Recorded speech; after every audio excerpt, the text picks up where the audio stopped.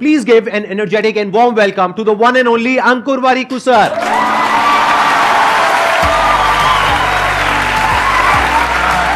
Sir, how are you doing? So good to meet you.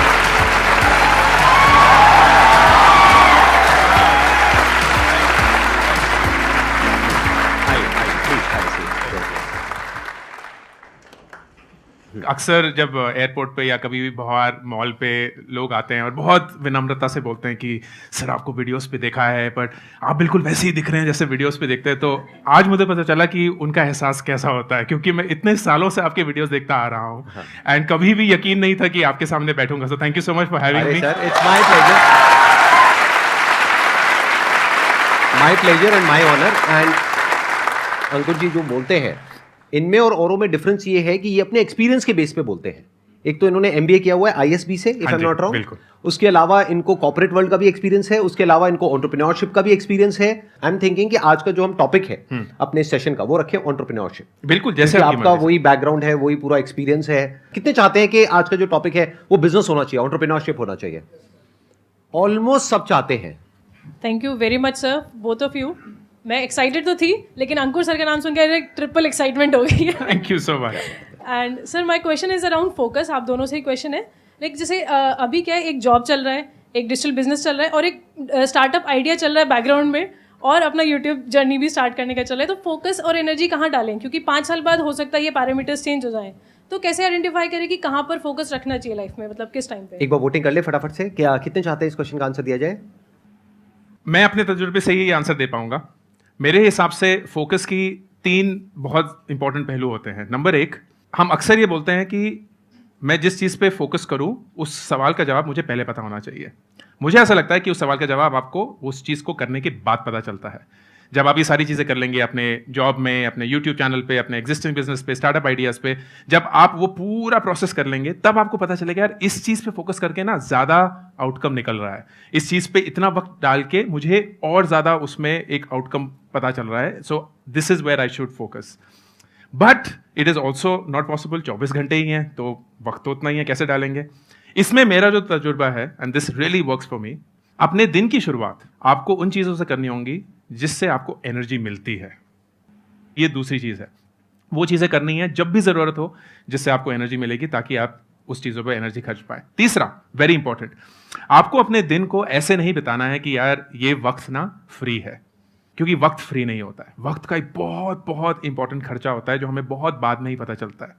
तो what I do and it worked really well, 8वीं या 9वीं कक्षा में मैंने अपने वक्त को नोट करना शुरू किया कि मैं हर एक घंटा अपनी जिंदगी का किस चीज पे बिताता हूं और at the end of the day क्या उस खर्चे पे मैं खुश महसूस करता हूं या नहीं. And I did that till I was 26. तो करीब 13 साल तक हर एक घंटा मेरी जिंदगी का रिकॉर्डेड था. मैं एक नोटबुक पे लिखता था. अनफॉर्चुनेटली उस नोटबुक को दीमक ने खा लिया. तो मैं पूछने ही वाला था, मैंने कहा वो नोटबुक है क्या आपके पास में? दीमक नहीं खा लिया, बट थैंकफुली जब मैं आईएसबी गया था तो मैं नोटबुक से एक्सेल शीट पे मूव हो गया. तो वो एक्सेल शीट है मेरे पास. तो अगर आप में से कोई भी मुझसे ये पूछेगा कि 2005 में 27 मई को 7 बजे शाम को आप क्या कर रहे थे, मुझे एग्जैक्टली पता है.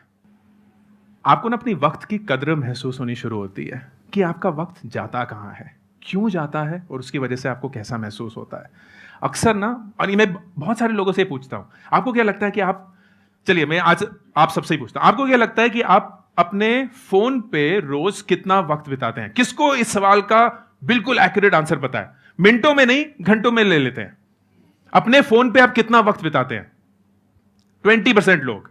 ठीक है, बाकी लोगों को पता नहीं है कि बोलना नहीं चाहते, पता ही नहीं है. राइट? आई गारंटी यू कि अगर मैं आपसे बोलूंगा ना कि एस्टिमेट करिए, तो आप लोग बोलेंगे 2 घंटा 3 घंटा. वाकई में नंबर कितना होगा? 8. हाँ, मतलब लोग 10 तो ऐसे बोल रहे हैं जैसे लाइक 10 घंटे तो ले लो sir.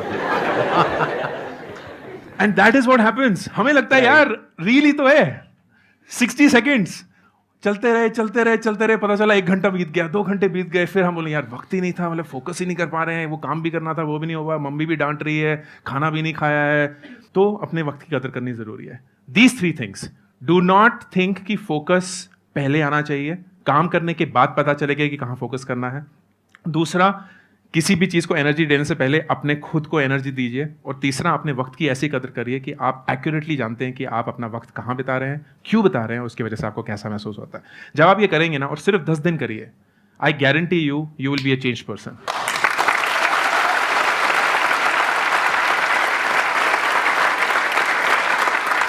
I'll also add something onto this. और मेरा भी एक सवाल आपके लिए भी है सर। नहीं, पहले आप ऐड करिए। पहले आप पूछेंगे, बताइए। सर, मैं बहुत क्यूरियस हूं ये जानने के लिए कि आप अपना वक्त कैसे बिताते हैं, आपका दिन कैसा होता है। कितने लोग हैं जो इस सवाल का जवाब चाहते हैं? हाथ उठाइए। मैं आपको शॉर्ट में बता देता हूँ प्लीज। जैसे सुबह मैं उठता हूँ 7 बजे के आसपास, फिर उसके बाद में मैं डेली कम से कम 2 घंटे अपने साथ में अकेले में वक्त बिताता हूँ, जिसमें मेरा मेडिटेशन का टाइम है, जिसमें योगा है, जिसमें मेरे घर पे एक छोटा सा जिम बनाया हुआ है, वहाँ पे थोड़ा बहुत एक्सरसाइज वगैरह कर लिया। देख के लगता नहीं है लेकिन करता हूँ।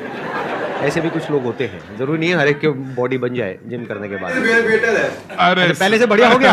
Thank you sir. ऐसे ही जैसे सुबह का 2 घंटा है, ऐसे इवनिंग में मेरा 2 घंटा होता है, जिसमें मैं अकेले में बैठता हूँ, या तो कुछ कंटेम्पलेशन करता हूँ। बुक्स वगैरह मैं ज़्यादा नहीं पढ़ता हूँ, तो मैं अपने आप से ही सही तरह के क्वेश्चंस पूछ लेता हूँ, आराम से समझता हूँ उसको हर पर्सपेक्टिव से, जो भी मैंने किया, जो भी सही किया, गलत किया, व्हाटएवर। तो एक तो ये हो गया सुबह का और इवनिंग का शेड्यूल। बाकी दिन में मेरा शेड्यूल काफ़ी बिजी रहता है, क्योंकि ऑफिस में भी मेरे को सारा देखना होता है, वहाँ पे काफ़ी बड़ी टीम है, ये सेशंस हैं, प्लस वीकेंड जो होते हैं मेरे, वो मेरी फैमिली के लिए होते हैं। बस हो गया आई थिंक। वंडरफुल।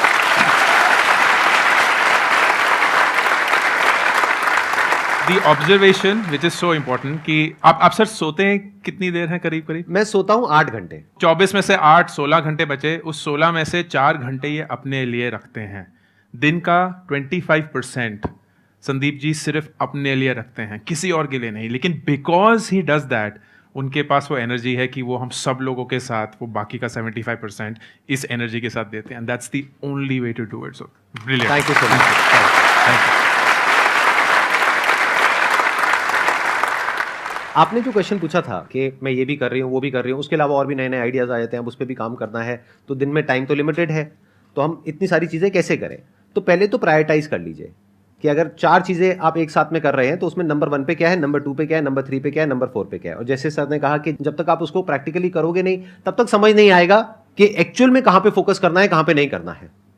जब आप उन चारों चीजों को ट्राई करोगे तब आपको क्लियर होगा। हो सकता है जो अभी नंबर 3 पे है वो आपको लगे नंबर 1 पे आ गया है, और जो नंबर 1 पे है वो नंबर 4 पे चला गया है। ऐसा होता है लाइफ में बहुत बार। नंबर 2, आप क्या कर सकते हैं कि अगर मानिए आप 2 या 3 काम एक साथ भी कर रहे हैं, जैसे मैं कर रहा हूं, I do a lot of multitasking life में, मानिए एट अ टाइम आप 2-3 चीजें एक साथ भी कर रहे हैं, तो try to connect the dots. उसको ये रखिए अपने माइंड में, एक बड़ी विजन रखिए, उस बड़ी विजन से इन सब कामों को कनेक्ट कर दीजिए। That is the way in which you can create order in your mind. यही एक बहुत बड़ी क्वालिटी होती है उन लोगों में जो कुछ बड़ा कर जाते हैं या एक्चुअल में लाइफ में सक्सेसफुल होते हैं। वो जो नहीं हो पाते हैं, वो क्या है, वो हर एक अलग अलग काम को अलग अलग समझते हैं। अलग अलग कुछ भी नहीं है, सब कुछ एक दूसरे से जुड़ा हुआ है। तो वो जोड़ आपको ढूंढना है कि जो आप कर रहे हो उसका कनेक्शन आपस में कैसे बन रहा है। ब्लॉक्स की तरह देखो, जो भी आप अलग अलग काम कर रहे हो उसको, पहला एक काम किया वो एक ब्लॉक हो गया, फिर अब एक दूसरा ब्लॉक हो गया, फिर तीसरा ब्लॉक हो गया। धीरे धीरे सीढ़ियां बनती चली जा रही है, आप इसके ऊपर चढ़ते चले जा रहे हो और आगे बढ़ते चले जा रहे हो। तो इस तरह से अगर सोचोगे लाइफ में, तो धीरे धीरे जो भी आप करोगे, फिर चाहे वहां पर सक्सेसफुल हुए हो चाहे फेल हुए हो, कुछ भी वेस्ट नहीं जाएगा, क्योंकि सब कुछ कनेक्ट हो जाएगा उस बड़ी विजन से। और एक दिन आप देखोगे कि वो सब कनेक्ट होकर के कुछ बड़ा कमाल का हो रहा है। Absolutely wonderful.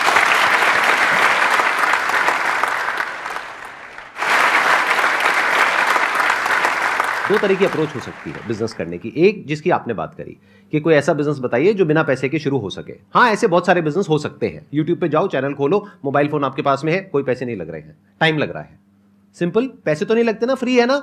अगर चल गया तो पैसे आएंगे, नहीं तो जेब से कोई पैसा नहीं लग रहा है, टाइम लग रहा है। तो ऐसे एक नहीं है, ऐसे बहुत सारे आइडियाज हैं, but that is not the right way to start. जैसा कि इन्होंने कहा, राइट अप्रोच ये होनी चाहिए, या दूसरी जो एक प्रैक्टिकल अप्रोच है, एक सही अप्रोच है एक बिजनेस को करने की, वो ये होनी चाहिए कि आपको दिमाग ये नहीं लगाना है कि मेरी प्रॉब्लम क्या है, आपकी प्रॉब्लम क्या है। आपको बिना पैसे के बिजनेस शुरू करना है और आपको बहुत सारा पैसा चाहिए, ये आपकी प्रॉब्लम है ना। इससे दुनिया को क्या फर्क पड़ता है, इससे मुझे क्या मतलब है, औरों को क्या मतलब है, आपके साथ वाले को क्या मतलब है, आपको कोई मतलब है? देख लो, कह रहे नहीं। इनको मतलब किससे है कि जो आप करने वाले हो उससे इनकी लाइफ कैसे बेटर होने वाली है। क्या आप इनकी कोई प्रॉब्लम सॉल्व करने वाले हो? Business is about solving the problem of the other person. जितनी बड़ी प्रॉब्लम सॉल्व करोगे आप और जितने अच्छे से करोगे in comparison to your competitors, उतने ही ज्यादा सक्सेसफुल हो जाओगे. तो ध्यान अपना अपनी प्रॉब्लम से हटा लो. अगर एंटरप्रेन्योरशिप में आगे बढ़ना है तो अपना सारा ध्यान लगाओ जो इस दुनिया में प्रॉब्लम्स है उसकी तरफ. फिर देखो आपकी स्ट्रेंथ्स क्या है, उससे क्या कनेक्ट होता है, क्योंकि ये भी डिपेंड करता है कि आपके पास में क्या रिसोर्सेज हैं, आपका क्या बैकग्राउंड है, क्या क्वालिफिकेशन है, क्या आप कर सकते हो, क्या नहीं कर सकते हो, क्या आपका पैशन है. बहुत सारे फैक्टर्स है. ये हो गया आपके एंड पे, ये हो गया आपके रिसोर्सेज. एक है दुनिया में क्या क्या प्रॉब्लम्स हैं, उसमें आपको आइडेंटिफाई करना पड़ेगा कि क्या कुछ ऐसा है जहां पर जाकर के दोनों चीजें मिल रही हैं. ये जितने अच्छे से मिलेगी उतना ही बड़ा बिजनेस आप क्रिएट कर पाओगे. First of all, I would like to thank you, sir, for shortlisting me so early because my brother was trying from past 2 years and he was very jealous of me कि तुझे मिल गया मुझे नहीं आने के लिए मिला. And that to sir को आपने invite किया because I'm reading your books from a very long time, Thank sir. you so much. My question is कि अगर हम business perspective से देखते हैं तो we set short term and long term goals and what if they failed? अगर आप नहीं कर पाए उन्हें पर्टिकुलर टाइम में अकॉम्प्लिश, तो आप क्या करेंगे? How you move forward? Because आपने ऑलरेडी एक बैड डिसीजन ले चुके हैं and it failed, so we enter into a panic situation कि आगे कैसे मूव फॉरवर्ड करें. मेरा एक गोल का डेफिनेशन है जो मैं अक्सर अपनी जिंदगी के लिए यूज करता हूँ. गोल में 2 पार्ट्स होते हैं. एक होता है कि डेस्टिनेशन, आप कहाँ पहुँचना चाहते हैं, और एक होता है वक्त कि कब तक पहुँचना चाहते हैं. अनफॉर्चुनेटली जब हम डिसाइड कर रहे होते हैं कि गोल क्या होना चाहिए, हमें नहीं पता होता. डेस्टिनेशन अक्सर एक अरमान होता है, हम यहाँ पहुंचना चाहते हैं. जैसे हम बोलते हैं कि 25 तक ना अपनी गाड़ी होनी चाहिए, 30 तक अपना घर होना चाहिए, और उसको फिर हम एक गोल बना देते हैं. क्यों? क्योंकि वो हमारी एक इच्छा था, हमारा एक अरमान था, एंड फिर हम जबरदस्ती उस पर ना एक वक्त की पाबंदी डाल देते हैं. 25 तक होना चाहिए. ऐसा नहीं है कि अगर 27 में आपकी गाड़ी आ गई तो आप फेलियर हैं. ऐसा नहीं है कि आपने 30 तक अपना घर पाने की कोशिश करी लेकिन अगर 31 में घर मिला तो आप बोले यार जिंदगी में कुछ किया ही नहीं, ये तो बर्बाद ही हो गए. Nothing of that is true. लेकिन हम जबरदस्ती अपने ऊपर एक डेस्टिनेशन और एक वक्त डालते हैं. This is not at least how I would think about that. मेरे लिए सबसे ज्यादा जरूरी ये है कि you have to be impatient with action. इसका मतलब जो भी आपको करना है, जो आपको पता है कि आपको करना है, उसके लिए आप एकदम बेसब्री से काम करेंगे. इट विल बी लाइक मुझे पता है कि ये आज मुझे करना है तो मैं ये करके ही रहूंगा, ये कल तक नहीं डालूंगा क्योंकि ये मेरी इंपेशेंस है. But I am patient with results कि इसको करने के बाद कितने वक्त बाद मुझे मेरा डेस्टिनेशन मिलेगा, उस पे मैं अपने आप को फोकस नहीं करूंगा. I will be impatient with what I have to do. अब इसके चलते यू विल रियलाइज गलतियां हो गई, लेकिन उन गलतियों को आप सुधार सकते हैं. क्यों? क्योंकि वक्त की कोई पाबंदी नहीं है. ऐसा नहीं है कि आपको आज ही वो फिक्स करना था, जीतना था. You have a really long way to go. अक्सर होता है क्योंकि मैं बहुत वक्त बिताता हूं नौजवानों के साथ, एंड हर एक 20-year-old को लगता है कि वो बूढ़े हो चुके हैं. सर जिंदगी खत्म हो गई सर, कुछ नहीं किया है अभी तक जिंदगी में, लोग कितना आगे जा चुके हैं, मैं 20 साल की हूं और मुझे कोई आइडिया नहीं है कि जिंदगी में मुझे क्या करना चाहिए. 20 ऐसे लोगों को मैं पता है क्या बोलता हूँ, जब मेरे को ऐसे बोलता है मैं कहता हूँ मर गए हो क्या. एग्जैक्टली लाइक हम शायद हम उम्र है, मतलब मैं 42 इयर्स का हूं and I can not even begin to tell you how young 42 is. Agreed.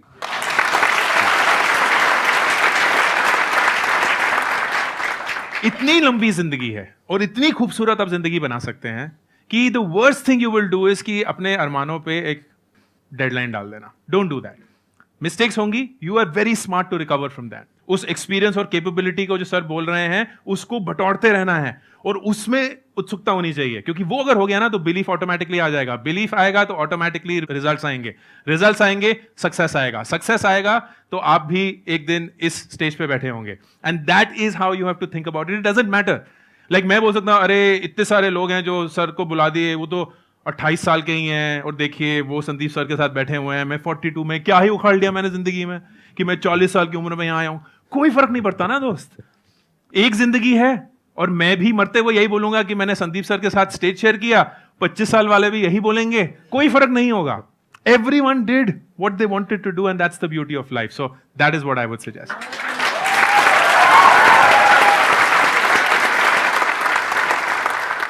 I am an entrepreneur from last 1 year. Now there are some very good days and some very bad days. एक में तो जब ऊपर चढ़ जाते हैं we're on cloud 9, और एक में जब cloud 9 पे होते हैं उतना ही गंदा गिरता है फिर अगले दिन अगर ना कुछ वर्क करे तो. How to stay level headed all this while? जब भी आप अपनी पूरी आइडेंटिटी को सिर्फ अपने काम पे टिका देते हैं ना, then it suddenly becomes too much to handle. And अक्सर founders, entrepreneurs, business people make this mistake कि काम ही पूरा वजूद है, पर नहीं है. Like आपका एक फैमिली है, आपका अपनी खुद की जिंदगी है, and you also have your work.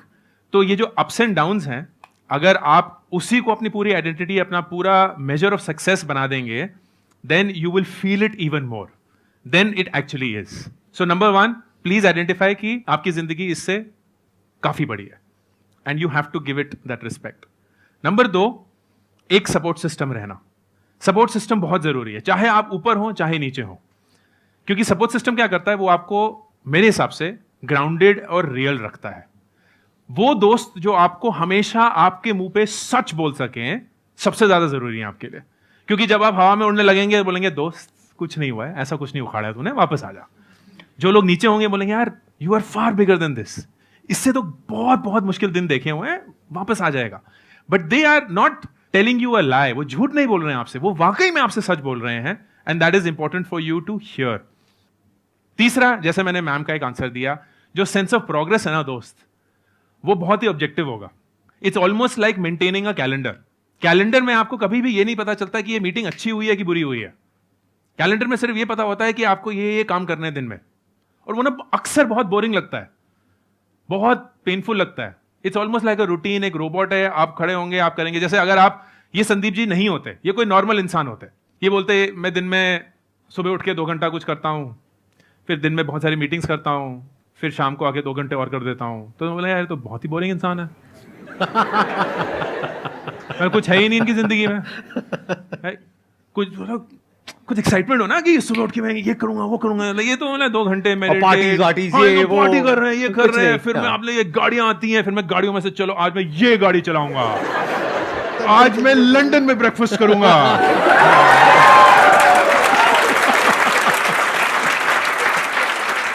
ऐसा कुछ भी नहीं है.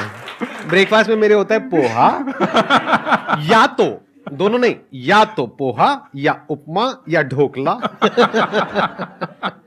या इडली या डोसा, बस. या so this is very important यार. जिंदगी की बोरियत बोलते हैं ना लोग, एक रूटीन होना, दैट इज सो इंपॉर्टेंट, क्योंकि वही बोरिंग चीज ना अल्टीमेटली एक सक्सेस पैदा करती है. So when ever you feel very high, very low, make your routine your best friend, और वापस उस रूटीन में चले जाइए. इट्स ऑलमोस्ट लाइक सेइंग कि यार कोई फर्क नहीं पड़ता. धोनी मोड क्या होता है, लाइक धोनी मोड क्या है, वो जीत गया पता ही नहीं चलता वो जीत गए हम, वो वैसे ही हार गए पता ही नहीं चलता हार गए हैं, वो तब भी बोला चलो चलो चलो कोई नहीं. इज लाइक जेन ना, ऐसे उसको कोई चीज फर्क ही नहीं पड़ती है उसकी जिंदगी में.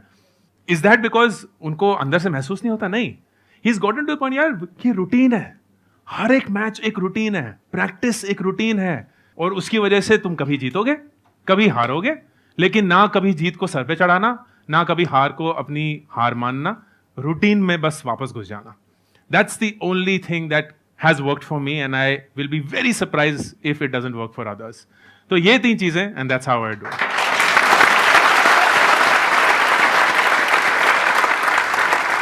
मैं थोड़ा सा ऐड कर सकता हूँ यहाँ पे, आप लोगों की परमिशन है? शो तो मेरा ही है. हाँ. देखिए, ये जो आपने क्वेश्चन पूछा है ना, ये सिर्फ बिजनेस में नहीं, ये लाइफ में भी आपको बहुत हेल्प करेगा अगर इसकी अंडरस्टैंडिंग आपको क्लियर होगी तो. बिजनेस को आपने अपने लिए चूज किया है ना, और जैसे ही आपने बिजनेस को चूज किया तो आपको पता होना चाहिए बिजनेस का मतलब ही अप एंड डाउन है, हाइज एंड लोज है. इसी को बिजनेस बोलते हैं. बिजनेस में फिक्स कुछ भी नहीं होता है. डेली अप डाउन होता है, वीकली अप डाउन होता है, मंथली अप डाउन होता है, ईयरली अप डाउन होता है, पूरी लाइफ में यही चलता है. तो अगर ये बात आपको पता है तो अप के साथ अप क्यों जाना है और डाउन के साथ डाउन क्यों होना है? बिल्कुल ऐसा है कि अगर आपको बहुत ही अच्छी लाइफ चाहिए, आपको बहुत ही स्टेबल लाइफ चाहिए, अगर रिलेशनशिप की बात करी जाए तो शादी क्यों कर रहे हो? और अगर शादी कर रहे हो तो आपको पता होना चाहिए कि एक दिन बहुत ही अच्छा लगेगा कि अगला दिन बहुत ही खराब जाएगा. इतना खराब जिसकी कोई हद नहीं है। आप देख सकते हो मेरी शक्ल पे, मैं झूठ नहीं बोल रहा हूं।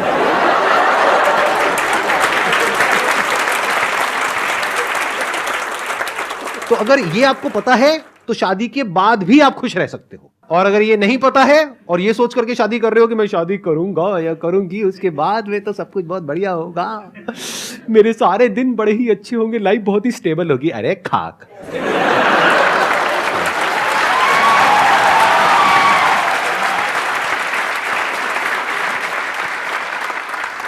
सर आपकी हंसी से मैं कुछ आइडिया लगा पा रहा हूँ। नहीं नहीं नहीं, बिल्कुल नहीं। मैं सिर्फ आपका मैरिड राइट?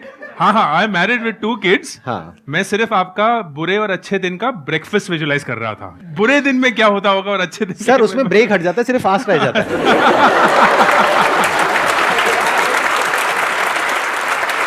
मजा आया आप सबको या नहीं आया? Thank you so much sir for coming. Thank you so much for मेरे को सीरियसली बहुत अच्छा लगा आपसे इंटरेक्ट करके, बहुत मजा आया। आई थिंक हमारी ये जो एंटरप्रेन्योरशिप वाली वाइब्स है वो मैच कर गई। Thank you all also for coming here.